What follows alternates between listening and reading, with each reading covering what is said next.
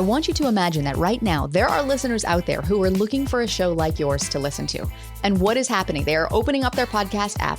They are typing a search term into the search bar on Apple or on Spotify, and they are looking at the top podcasts that pop up in those search results. And what if you knew how to get your show in that number? In this episode, I'm going to break down what the top shows are doing differently to get noticed and walk you through an underrated strategy that you can use to compete with the big players in the podcasting space so that you can get your show to show up in the top search results on Apple and Spotify so that the listeners who need what you have to offer and who are already looking for a show like yours can find you. Welcome to Insider Secrets to a Top 100 podcast. I'm your host, Courtney Elmer. Let's make your business binge-worthy. To be totally transparent with you, this is a strategy I have been using since I started my podcast. I've only ever taught it to a handful of our most advanced students because while it only takes a few minutes to actually implement, and while once it's running, it's a beautiful thing that can just run in the background of your podcast, it does take some legwork to develop. And until now, it has been a very manual, very cumbersome process. In addition to that, there was no way to really track and see if this strategy was working, except for if you see month over month downloads increase and you know you're doing nothing else to contribute to that growth. And so this is why it was a strategy that I often avoided teaching because I don't know about you, but most people are not willing to do something for a period of months or years only to maybe see a return and to have no way of actually measuring that return. But apparently I'm the weird one who will do something like that to see if something works so that if and when it does, I can pass it on to you. And of course, yes, this is my job. So there's always a ton that I'm testing behind the scenes, but I only actually pass it on once it's a proven concept. And that is what this episode is about. What is the strategy? Podcast SEO. Yes, my friend, I said it. Now, if your eyes roll and you're like, oh, that sounds really techie. That sounds like cringe. I don't want to do that. I was at Podcast Movement earlier this year, sharing from stage with some of the top podcasters in this space, and they're all talking about all these strategies to get discovered. And here I am harping on SEO to the point where after that talk, they were coming up to me asking me about SEO. Like, is it really worth it? I'm like, yes, it is. And I am here to tell you why. Okay, so this is me stepping on my soapbox because when it comes to growing a podcast, SEO is one of the most underrated yet most effective tools we have for helping you get discovered even when your podcast isn't ranking, even when there's a lot of competition, even as the podcasting landscape becomes more crowded than ever and is only going to continue to get more crowded.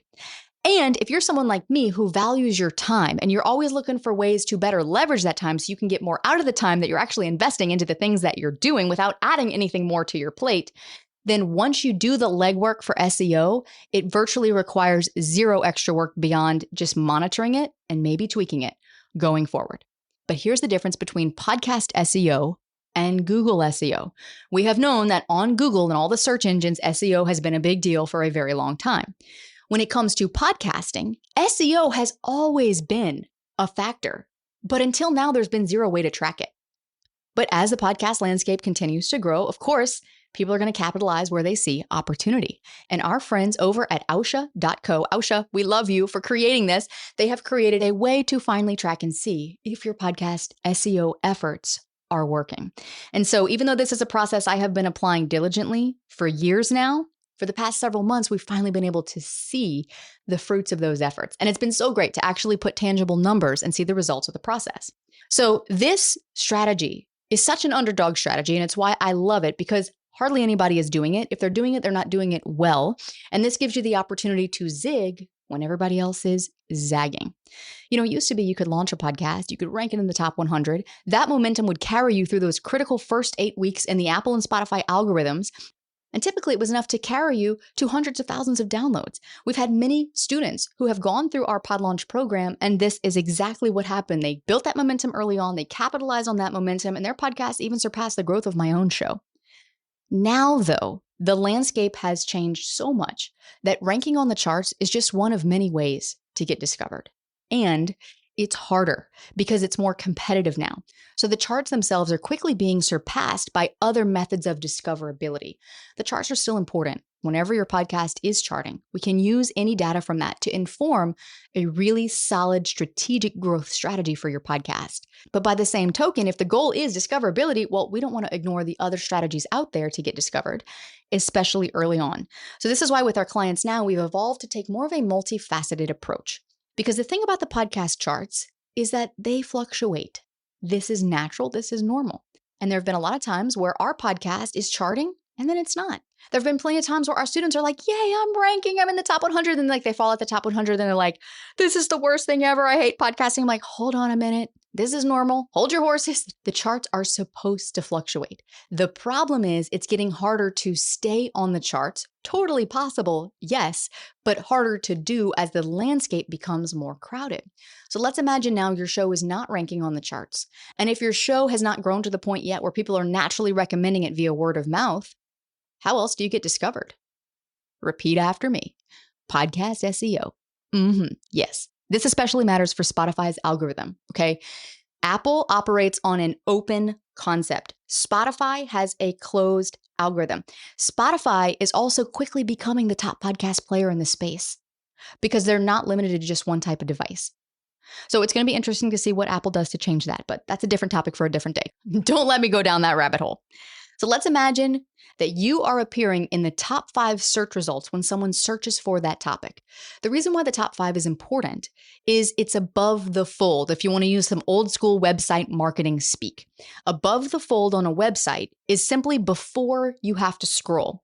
And it's the same thing with search results. The top 5 is what shows up before you have to swipe to see what else has shown up. So if you can dominate a keyword, you can dominate the competition.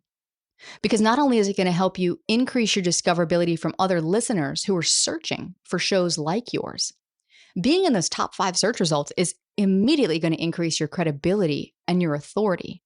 And over time, that's going to lead to more downloads for you, more listens for your podcast. And over even more time, it's going to become a driver of monetization for your show. As more listeners discover you, your show can grow. And then you can achieve that monetization through old school methods like sponsors or advertisers, or simply converting listeners to clients. And if you're at the top of the search results, guess which podcast people are going to click on first? So I want you to think of the search results no differently than we would think of page 1 of Google.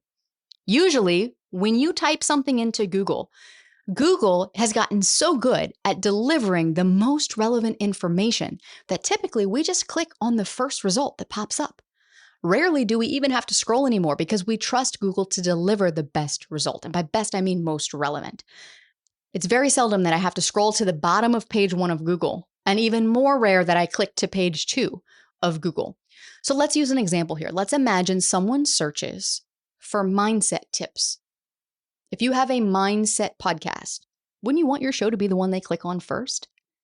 But in order to, first of all, show up in search results, and second of all, be able to optimize your show for SEO, you have to understand how SEO works, such as knowing the difference between broad keywords or targeted keywords, or knowing the difference between short tail keywords or long tail keywords. But most importantly, knowing how competitive that keyword is and how many people are actually searching for it. So let's say in the traditional sense, if you were optimizing a website for SEO, or if you were optimizing a blog post for SEO, you would essentially want to find keywords that are relevant, that have a high search volume and low competition, which means they're going to be easier to rank for, and that are not too broad or too narrow. And in the podcasting space, it's no different. Now, if that sounds like a tall order, don't worry, because in the next episode, I'm going to show you how to look at the keywords that your competitors are using right now in the podcast space, and the first steps to building a keyword strategy for your show to stand out. Good content is no longer a differentiator in the podcasting space. Good targeting, good messaging, and good positioning is now how you stand out. So let's talk about some of the key factors that influence your ability to get found in search results. Apple and Spotify are looking for signals that your show is worth promoting. And these signals are not random. They are rooted in user behavior. They are looking for relevance. They're looking for episode titles and descriptions that actually match user searches. They're looking for engagement metrics. They want to see, are people playing your show? Are they listening to just a few seconds? Or are they playing all the way through? Are they coming back to listen again? They're looking at the engagement on your show through reviews and ratings and how many people are opening your show and clicking through and playing the show week over week. And they're looking at consistency. And as we've talked about many times on the show, you know that consistency does not equal podcast growth, but it can support podcast growth in the sense that it helps build a listener habit, which increases their trust in you and can build authority for the work that you do. They're also looking for placement because ultimately where you use keywords is essentially telling Apple and Spotify what your podcast is about. So here are the places where you want to be using keywords in your podcast name field. If you know anything about SEO, think of this as like heading number 1. Podcast name field is so important for SEO. Also in your podcast description. A couple of episodes back, which I will link to in the show notes for you, we talked all about the power of podcast descriptions and why this is so important for convincing listeners that your show is worth their time. Other places where you want to make sure you're using SEO is definitely inside of your episode titles, inside of your episode descriptions or show notes, as we commonly call them, and spoken in your podcast as well, because guess what? That's going to go in the transcript, at least on Apple, that is automatically provided and that other players provide or will soon provide as well. But before we can even begin to think about a keyword strategy, we first want to look at user behavior on your own podcast. If you don't have a podcast yet, then great. We can build this from scratch. That's honestly the easiest way to do it. So here's what I recommend. If you have an existing podcast, you want to take a look at your top performing episodes. There's different ways that you can sort the data to look and really kind of get a good sense of what your top performing episodes are and what your top performing episode topics are. And as you look at your top performing episodes, I want you to see if you can identify any keywords or key phrases in the episode titles themselves and start making a list. Then you're going to take those keywords that you've identified that you think are keywords that your listeners might potentially be searching for. And I want you to type those into the search bar in 3 places: on Apple, on Spotify, and on Google. And on Google, you're going to add quotes around it. You're going to put + podcasts. So it might be mindset tips plus podcasts. What I want you to see, first of all, when you actually execute that search, are they pulling up podcasts like yours? Or are the shows a little bit different? The other thing you want to look at is, when you go to type something into a search bar and it automatically populates with what it thinks you're going to type, it's amazing and scary how accurate that thing is sometimes. You want to look at what actually populates underneath that. This happens on Apple, Spotify, and Google as well.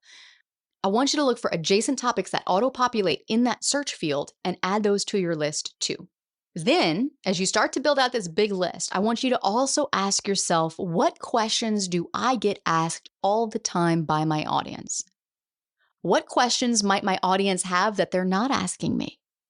What language did they use to describe their challenges?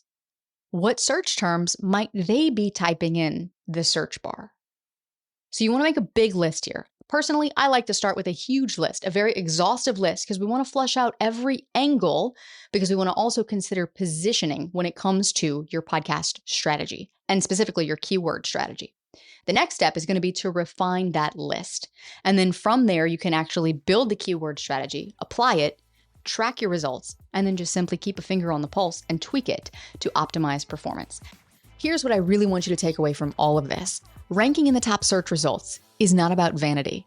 It is about visibility. It's about showing up where listeners are already actively searching for solutions to their problems. And if you are the solution, if you have the solution, you owe it to yourself to tell Apple and Spotify how to help those listeners find you. And in the next episode, I'm going to show you the first steps to analyzing exactly what keywords you should be using, which ones to zero in on, which keywords are your competitors using, and how to choose keywords that are ultimately going to help you stand out from the competition and get more listeners choosing your show over the competition. That's all coming up next to help you make your business binge-worthy.